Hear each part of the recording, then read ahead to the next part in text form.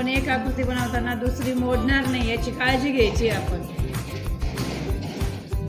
तू या ठिकाणी 1 2 3 ओपन करून ठेवले ना, पण आता एका पेननी कव्हर होईल का? नाही, तू 3दा चालू शकतो, ठीक आहे? किंवा कोणतेही 3 पेन उचलू शकतो. कोण आहे आता? कोण सांगा? हां चल. हां रुकैया, तुम्हाला 5 त्रिकोण बनवायचे आहेत. कोणतेही 3 पेन हलवून एकदाच हात लाव, एकदाच.